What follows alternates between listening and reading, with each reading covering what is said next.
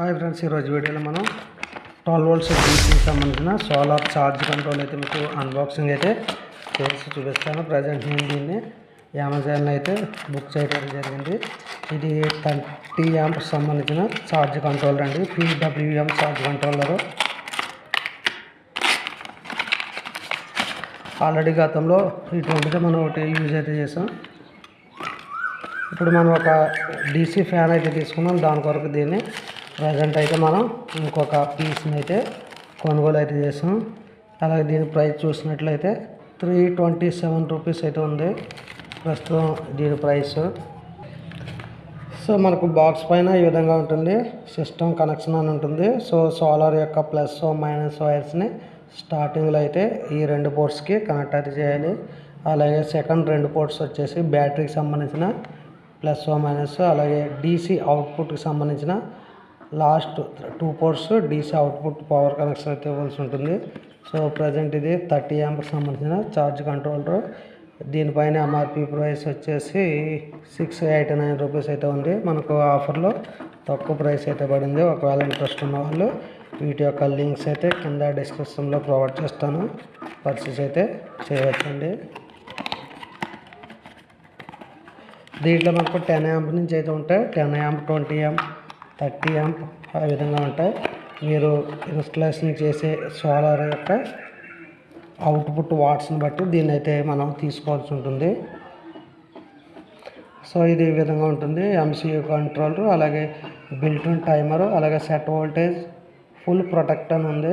So మనకు యూఎస్బికి సంబంధించిన output ports అయితే 2 ఉన్నాయి. దీని నుంచి మనం 2 యాంప్స్ 5 వోల్ట్స్ అవుట్పుట్ అయితే తీసుకుని పవర్ బ్యాంక్, అలాగే మొబైల్స్ అటువంటి చిన్న చిన్న డివైస్ని అయితే దీంతో డైరెక్ట్గా సోలార్ నుంచి ఛార్జ్ అయితే చేసుకోవచ్చు.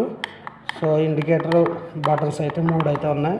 సో సోలార్ యొక్క ప్లస్ మైనస్ టెర్మినల్స్ ఇక్కడ ఉన్నాయి. అలాగే సెకండ్, థర్డ్, ఫోర్త్ వచ్చేసి బ్యాటరీ యొక్క టెర్మినల్స్, అలాగే ఫిఫ్త్, సిక్స్త్ వచ్చేసి మనం అవుట్పుట్ డీసీ లోడ్ తీసుకోవాల్సి ఉంటుంది. మనకి ఇంకా బ్యాక్ సైడ్ అయితే ఏ విధంగా ఇంకేమీ లేవండి.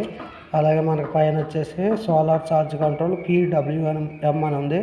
మనకి ఇది 12 వోల్ట్స్ అలాగే 24 వోల్ట్స్ సంబంధించిన సోలార్ ప్యానల్ మీద పనిచేస్తూ ఉంటుంది.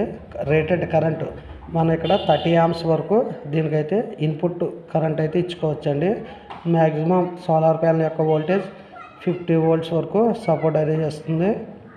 అలాగే ఇది మనకు 390 వాట్ వరకు సపోర్ట్ అయితే చేస్తుంది 12 వోల్ట్స్ మీద. ఒకవేళ మీరు 24 వోల్ట్స్ మీద అయితే 780 వాట్స్ వరకు ఈ ఛార్జ్ కంట్రోల్ కెపాసిటీ అయితే పనిచేస్తూ ఉంటుంది. దీనికి ఇవ్వాల్సిన లోడ్స్ అవ్వండి.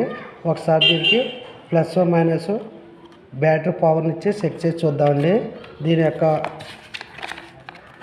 డీటెయిల్స్ కావాలనుకుంటే ఈ పేపర్ మాన్యువల్ అయితే చదువుకోండి. ప్రస్తుతం దీనికి ఒక బ్యాటరీని అయితే కనెక్ట్ అయితే చేద్దాం. బ్యాటరీ యొక్క వోల్టేజ్ ఒకసారి చెక్ చేద్దామండి. మల్టీమీటర్ తీసుకుని DC 20లో సెలెక్ట్ అది చేసుకోండి.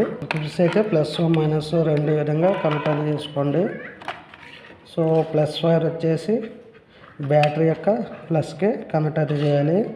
అలాగే మైనస్ బ్యాటరీ మైనస్ కనెక్ట్ చేయండి. ప్రజెంట్ ఇది 10.76 అయితే వోల్ట్స్ అయితే ఉంది. ఓకే, బ్యాటరీ లో వోల్టేజ్లో ఉంది. సో ఛార్జ్ కంట్రోల్ యొక్క బ్యాటరీ టెర్మినల్స్ని అయితే ఓపెన్ అయితే చేస్తున్నాను. ఓకే, బ్యాటరీ యొక్క ప్లస్ వైర్ని బ్యాటరీ యొక్క ప్లస్కి కనెక్ట్ అయితే చేయండి.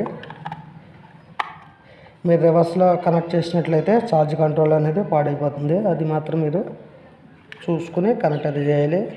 బ్యాటరీ యొక్క మైనస్ వైర్ని ఛార్జ్ కంట్రోల్ యొక్క బ్యాటరీ మైనస్కి అయితే కనెక్ట్ అయితే చేయాలి. 4th పోర్ట్లో కనెక్ట్ అయితే చేయాలి. మనకి ఇక్కడ రీడింగ్ అనేది చూపిస్తూ ఉంటుంది. చూడండి, మనకు వోల్టేజ్ వచ్చేసి 11.1 వోల్ట్స్ అయితే ఉంది. అలాగే లోడ్ అయితే ఆన్లో ఉంది.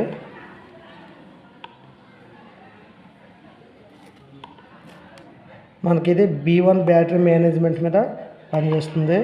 అలాగే ఇది 11.1 వోల్ట్స్ వరకు అవుట్పుట్ అయితే ఇస్తుంది. ఫుల్ లోడ్ వచ్చేసి 14.4 వోల్ట్స్ అయితే తీసుకుంటుందండి. 14.4 వచ్చిందంటే మనకు ఫుల్ ఛార్జ్ అవునట్లు. మీరు సోలార్ అయితే ఇక్కడ కనెక్ట్ అది చేసుకోవాలి. అవుట్పుట్ లోడ్స్ అయితే ఇక్కడ నుంచి అయితే తీసుకోవాలండి. ప్రస్తుతం నేను ఇక్కడితో వీడియోని అయితే ఎండ్ అయితే చేస్తున్నాను. నెక్స్ట్ వీడియోలో మీకు సోలార్ ప్యానల్ అయితే కనెక్ట్ చేసి చూపిస్తాను. అలాగే అవుట్పుట్ లోడ్స్ కూడా మీకు చూపించడం అయితే జరుగుతుంది. ఓకే, మీకు ఈ ఛార్జ్ కంట్రోల్ 30 amps మీద అయితే పనిచేస్తుంది. ఒకవేళ మీకు ఇంట్రెస్ట్ ఉన్నట్లయితే ఈ 30 amps సంబంధించిన సోలార్ ఛార్జ్ కంట్రోల్ని అయితే లింక్స్ అన్నీ కూడా కింద డిస్క్రిప్షన్లో ప్రొవైడ్ చేస్తాను.